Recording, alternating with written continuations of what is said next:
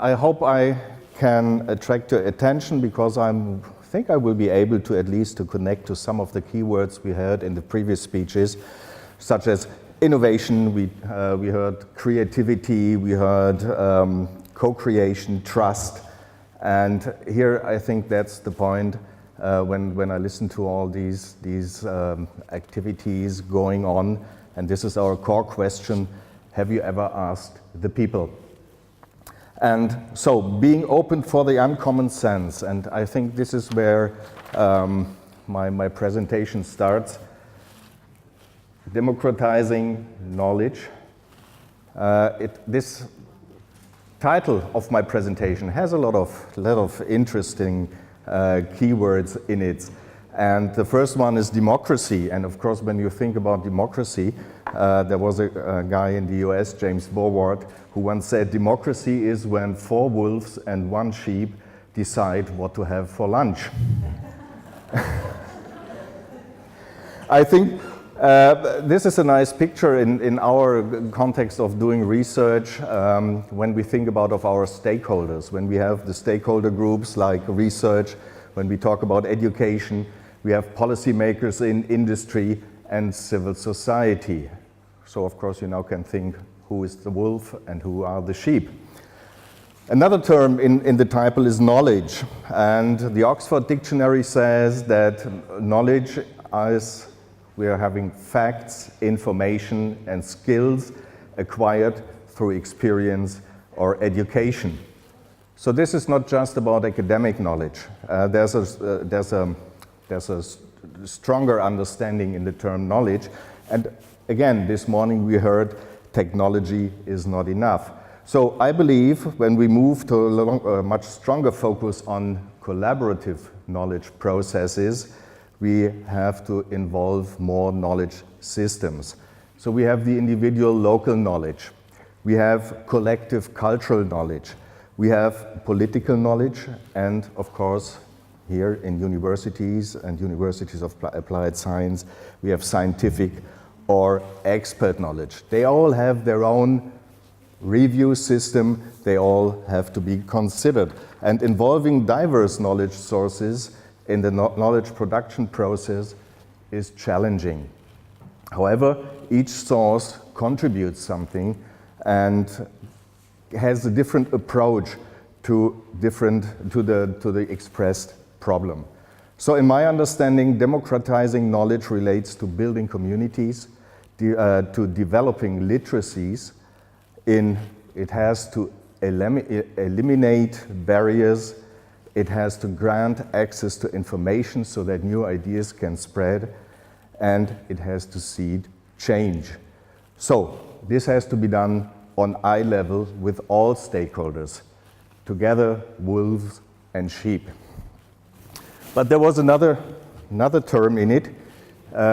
We are talking about knowledge mobilization, and which is probably a bit different from knowledge management, but it can be understood as an umbrella term for the production and use of research results for the co-creation and co-production by researchers and knowledge users.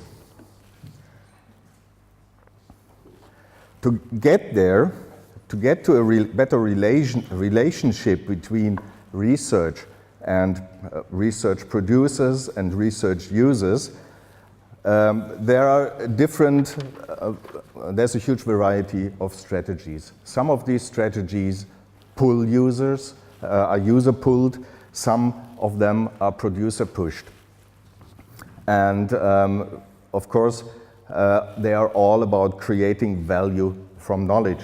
And you see some of these abbreviations, and maybe you have heard some of these terms, like action research, community-based research, community-based participatory research. I don't know if you're familiar with these terms and what is behind them. Interesting, and I will get to this point probably a bit later, is responsible research and innovation. And of course, the core element of my speech today is science shops. Getting into details for all of these is difficult, especially before lunchtime and especially with restricted time. And of course, talking about these allows for complete summer schools. Science shops. Let me say, science shop is a concept which was established, and there we are back in the last century. Science shops were established in the early 70s in the Netherlands as a concept to link civil society requests to research resources at universities. Now they can be seen either as nowadays they can be seen either as an organizational structure, as a contact point at a research organization, or under the aspect of methodology, how to do this process of linking requests from society to research, or as an aspect of process itself, because now it's more than just forwarding or supporting research. We have given us a definition which says a science shop provides independent participatory research support to concerns, I hate definitions, concerns expressed by civil society.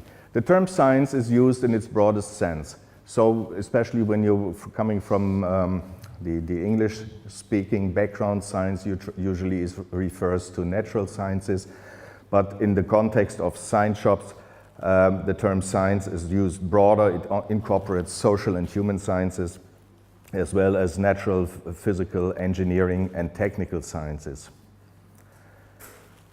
What science shops do, they mediate between citizens and citizens groups and research institutions. And this morning we heard SMART means the main stakeholders are people. So the science shop methodology is a way to transfer knowledge in an innovative and effective way. But it's not the only way, just to be clear at this point. Most science shops these days have structural links to universities. But you know, there are some general criteria which were established when the first science shops appeared, and they are still active. The problem must have a scientific element. This, of course, is not easy to discover, and therefore it needs specific skills, specific, the specific sense to identify the scientific element in a regular people's or normal people's problem. If you have a chimney and there's smoke coming out of the chimney, and the people in the neighborhood say, "This stinks, I'm afraid to get cancer." This is a problem, but this is not a scientific question. Yeah. So, but the moment you can, and in the moment when you can transfer that, for example, to emission measurement, to communication strategies, then of course you find the scientific element, and you can involve researchers, young researchers or senior researchers, to work with this specific problem. It needs the question to be answered through science shops, or to support it through science shops, has to be of general public interest. It doesn't make sense to use university research resources to work with just one single individual interest. The people asking must be able to use the results. So it's not the idea to produce research for the drawer, which will never be worked with, which will be never looked at after. And the results have to be published. So there's nothing, again, the draw picture, nothing to disappear in some hidden cupboard.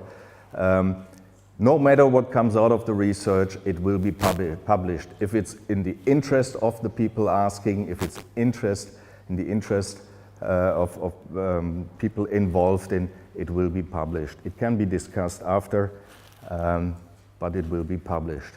One of the first criteria, or the first year's criteria, was that there should be no commercial interest driving the request. I think this has changed a little bit in the understanding of linking different stakeholders to civil society requests, because of course when you go into the innovation process, there must be some kind of economic driver for those dealing with the problem as well. So I think this is the strongest criteria for working with science shops. So just to give you a picture, when we looked into case studies, when NGOs or citizens approached a science shop, they had a specific need for knowledge, and we categorized it. Either they needed a scientific analysis, they needed to enhance their knowledge around a certain topic, they wanted to have research on impact of certain activities. But one element was also they want to develop solutions. And therefore, you see in the pyramids, in the different science shop organizational types we will find on the map, you have different, different emphasis on certain aspects of the work. Of course, they all start with the basis, which is a request coming in. But especially in university-based science shops, you have a strong research element to get to an implementation phase afterwards.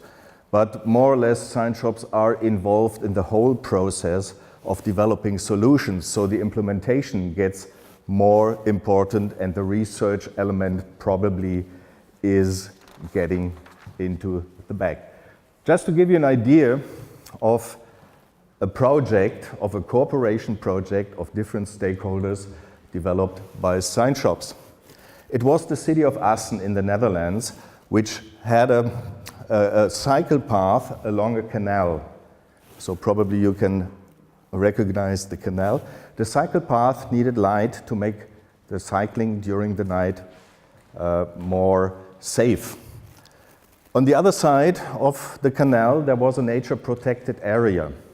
So the city asked, what can we do? We want to make the cycling safe, we want to save energy, or not use too much energy, but we do not want to disturb animals in the nature-protected area. So in response to this activity, the science shop was able to interest a student at a university to deal with this problem. The city government was willing to provide different light types to research on. So they had the white light, the green light, and they had a non-lighting light period during the research. But the problem was the researchers said, okay, when you want to deal with light and influence of light in the night, we have to deal with nocturnal animals, with bats. And this was a problem. He said, I'm very good in my field, but I don't know anything about bats. But there was an NGO working in this area who had specific knowledge about these bats. So a cooperation started between the NGO, the city government, the student researcher, and the senior professor as supervisor of the student researcher. And the results of this activity, of this research was, and it was in the newspapers, green light for bats, because the green LED light was the best result for all these three aspects. So what we can see is that a cooperation of different knowledges, of different experiences can lead to a successful result, involving the knowledge of NGOs, but also having the scientific element in it. Let me talk a bit about my own organization, because I mentioned university-based science shops before. Bonn Science Shop was established in 1984, so we are in our 35th year this year, and I have the honor to work for this organization for already 31 years. It's a registered non-for-profit organization. It has 35-person staff. We are not university-based, but we cooperate with local universities whenever possible, either as partner of university projects or getting universities as partners of our projects into it. So, but the question, of course, always comes in when you have 35-person staff. If you're an NGO, where do you get the money from? And of course, as I mentioned, project-based work, so it's coming from the European Union, from federal and state ministries, local authorities, the employment agency or foundations. But we also have, let me say, a service-oriented, a paid service element in our structure. An example from our project, which probably shows that projects we run are in the second pyramid, a project which has a different character, which is more about problem solving and implementation of actions. And the project is called Bringing Nature into Gray Zones. And it brought together representatives of business and civil society for team actions to improve biodiversity in cities. The idea was, it was a campaign, the idea was to find companies willing to unseal paved ground. You know, on every company ground you have places which have concrete, or I don't know the word for asphalt, but okay. But places which are covered, but they are not used. So they get lost for nature. And so why not bringing in the idea of opening up these sealed places for greener spaces, which probably can be used, and in this case also definitely were used as recreation places for staff and workers of these companies. But on the other hand, also contributing to micro stepstones for biodiversity in the city or in industrial spaces. So this was placed in social areas that have been hardly been considered for the implementation of relevant nature protection objectives. We worked in 3 cities, 10 companies in each city, and after the campaign ended, so we got requests more and more and more because it attracted the attention of so many companies who want to do similar things. Unfortunately, they have to pay these activities now on their own. But we are still working on it, so it's impact of these activities. We're still working on it. We are still linking companies with landscape architects and with local foundations to support this kind of activity for the future. So from my words, you probably have recognized Science Shop doesn't only exist, Science Shops doesn't only exist in the Netherlands or in Germany, but there is a network. There's a network of Science Shops which is acting worldwide. It has approximately 100 members in more than 30 countries. And so what we try to do is to exchange experiences. So we are organizing conferences, we have a website, we are sharing our experience from different projects, and it's definitely about sharing the knowledge about co-creation and our success in contributing to social change. The history of Science Shop, I already mentioned, is a long history. It happened in waves, and the first wave, as I said, started in the Netherlands in the 1970s, in Utrecht and the University of Amsterdam, following the students' movement.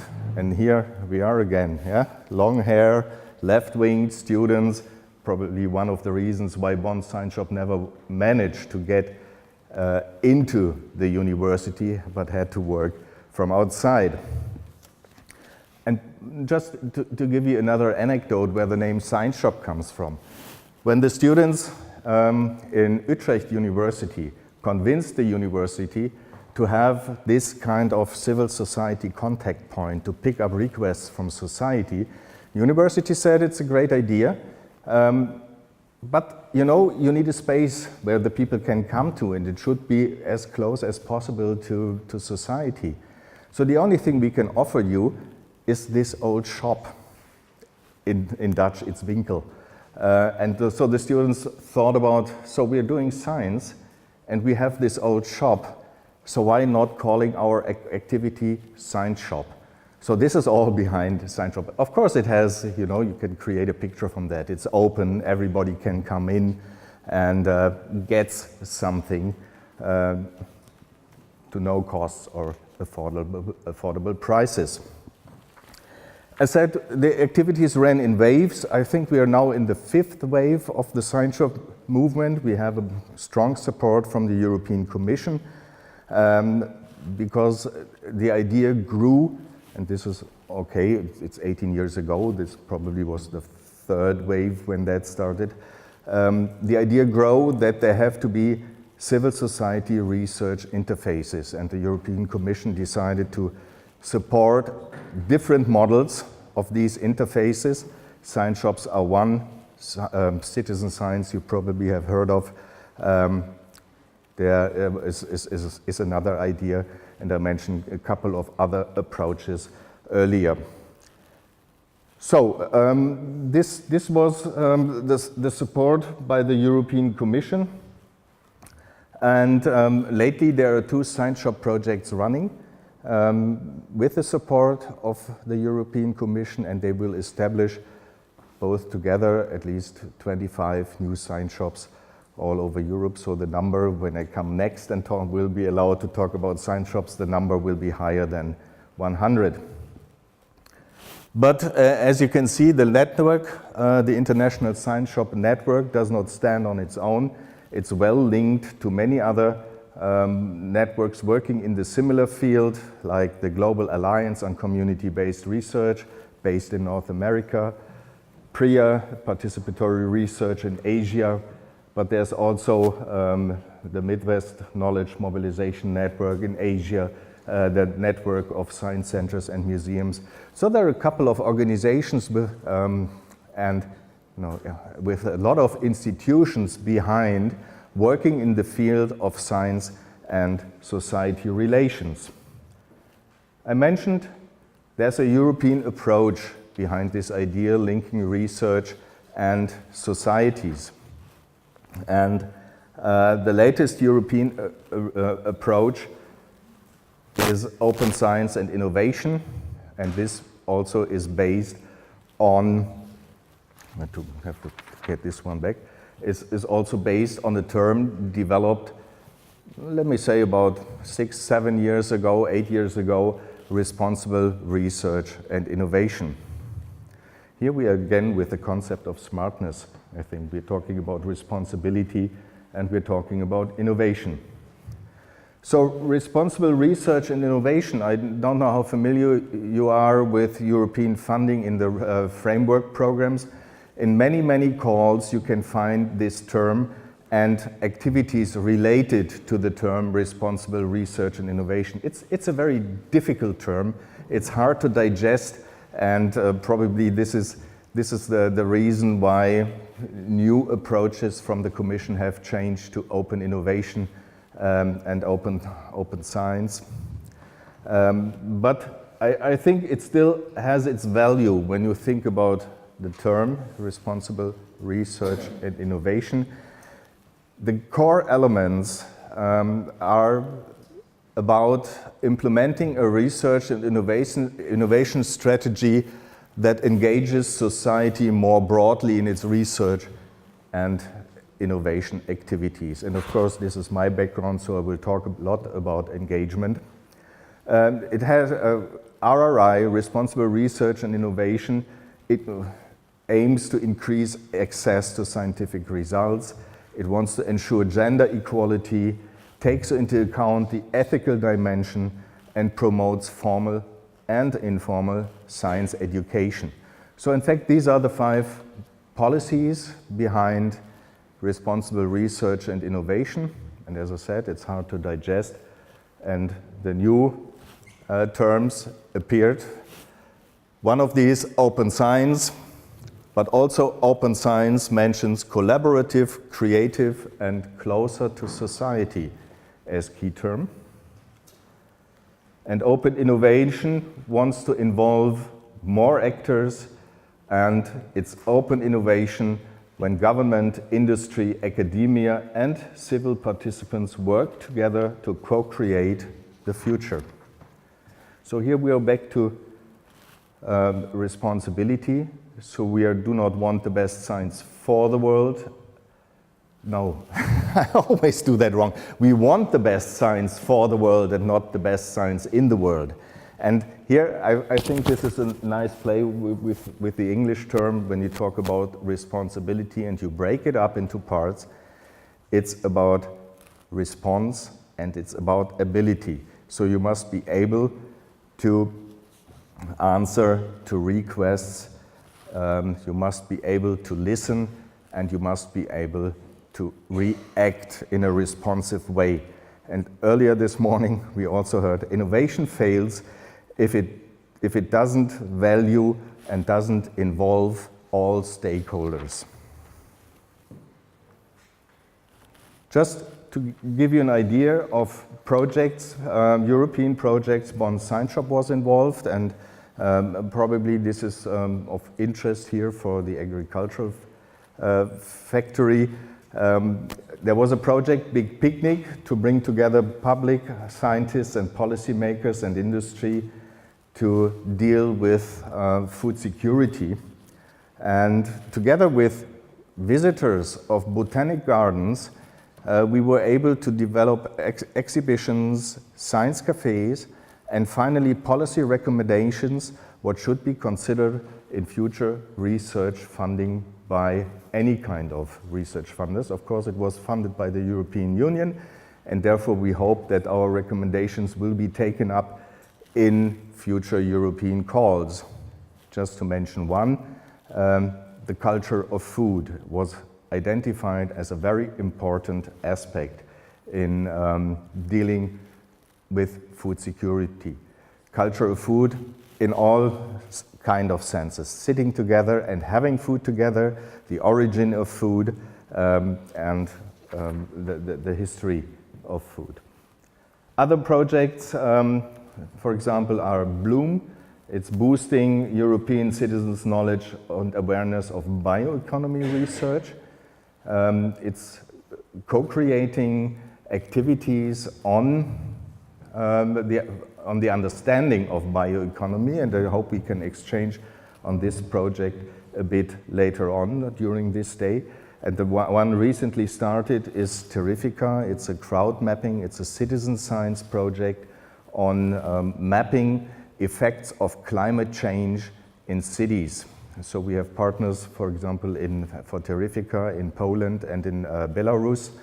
And we hope to get to action plans developed together with citizens in this Terrifica project, but in Bloom also with the broader bioeconomy stakeholders.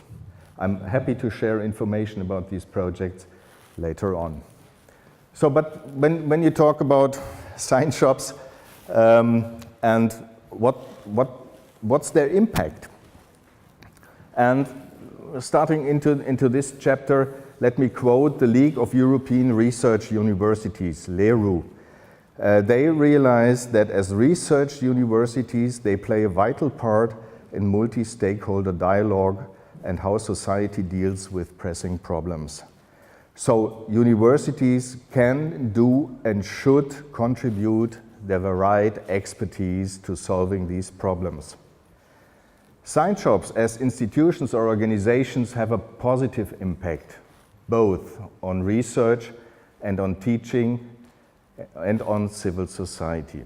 A science shop working at a university with a resource of students is able to pick up a problem, translate it into a scientific question so that a student can work on it.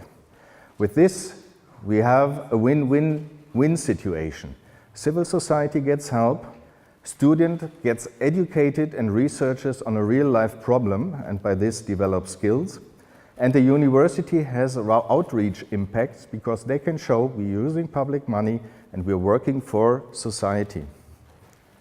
So we made an analysis of science shop case in science shop case studies What happens through the co-creation with civil society?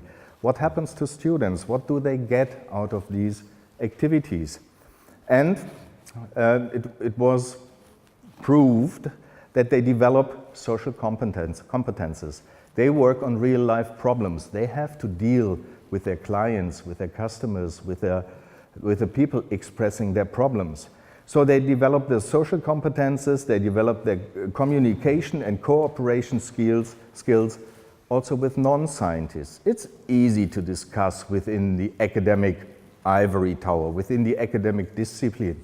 But overcoming this barrier, overcoming this unseen barrier, sometimes it's difficult. But here they can go through a learning process. Besides, of course, creating new knowledge and having an eye on new perspectives. So the skills to connect and bring together the various needs and demands of different groups is highly appreciated in these projects. And other projects and other activities have shown these experiences can be embedded in regular courses at universities. I know it's hard to change the curriculum, yeah?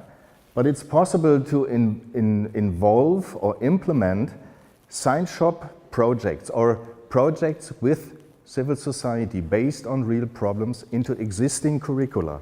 And the examples can be found in the research results and project results on the Living Knowledge website. But there's also researchers' benefit when working in a civil society project, in a science shop project. They get access to materials which they probably would not have got that easy before, because they're now in exchange with civil society organizations. Besides, they're having their teaching and supervising obligation when working with students who are dealing with real-life problems. But another impact, of course, is these topics coming in by society are probably new topics which nobody has thought of before. So the civil society requests, the community requests can be incubators for new research themes. Hopefully the researcher changes the perspective, they change the focus, they will be more into creative dialogues, and of course media attention. I managed this before. The uptaking of social responsibility of the research institute cannot be underestimated, because it shows the recognition of society for the university, and in the end it will attract students, which is an economic factor for universities. But also communities become aware of the benefits of research. So the gap between science and research on the one side and civil society on the other side can be overcome at the moment when society learns about the limitations and the boundaries, but also the possibilities of research processes. This is not an easy process. We are going through definitely great challenges when trying to establish this kind of exchange between different stakeholder groups. And maybe you're aware of these when dealing with companies, but it's even harder when you think about activities related to civil society, which in the end probably will not bring an economic benefit like a startup or eine Ausgründung. Sorry, I missed the name. The problem is there's a lack of embedding. A lack of embedding of activities, society-related activities in the staff of a university. Nowadays we usually have single researchers who are willing to do so. They get older, they retire, and their expertise gets lost. So getting these relations as core activities within the academic program would be very important. There are also competing demands. Universities, of course, face multiple challenges. They have to attract research funding, they have to recruit students, they have to provide high quality education, and they have to develop income generating initiatives. This sometimes is probably not in line what you directly get from a Science Shop project. We had this example of the hand this morning. Yeah, it's a wonderful example. I try to get it into the Science Shop model or the Science Shop idea. Of course, the normal innovation process is this one: fast, quick result, and you have a good result at the end. But if you go the different way, it takes longer, which is research doing with communities. It takes longer, but probably you can think of you have to involve more muscles. You're getting more into the yoga for your body.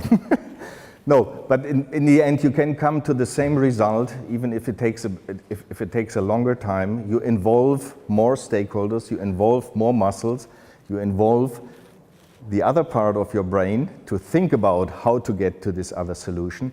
So I really like that one. Yeah, so, but of course, there are things you know probably from your own activities, and it's not related to Science Shop alone. If state funding for activities declines, of course, this is a challenge for societally related activities. When the political climate changes, when students have to work harder to get their degrees, they do not have the time to spend to change the turn of the hand in a different way. And of course, the recognition for society-related research is not that big. Peer-reviewed journals have their problems to accept community-based research articles. I hope this will change a bit, but of course, it's a long way. You see, it's a long way to effectively change the course. And I miss again. Huh. This is what I deleted. This is okay. So we're getting to the end faster. No, it's definitely a long way to change the course, and sometimes I compare this process in academia with a big container ship on the ocean. It takes its time to change the course, but we have the right pilots on board already, and if we have to act fast, we still have the tugboats and the speedboats to do so. Maybe you like this picture better.